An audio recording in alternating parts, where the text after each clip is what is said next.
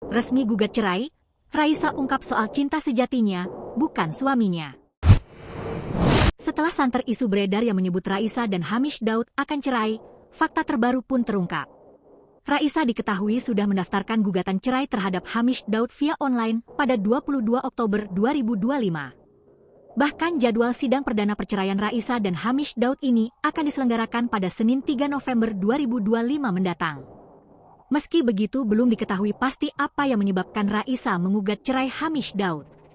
Pada Kamis, 23 Oktober 2025, pihak Pengadilan Agama Jakarta Selatan membenarkan adanya gugatan atas nama Raisa Andriani. Yang namanya saudara sebut memang sudah ada, gugat cerai, ujar Abid MH dilansir dari Kompas.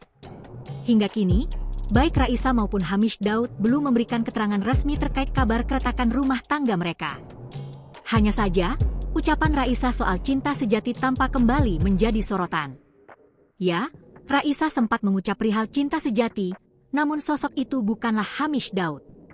Hal itu terungkap saat Raisa live in concert di Stadion Utama Gelora Bung Karno, SUGBK, Senayan, Jakarta, pada 25 Februari 2025 lalu.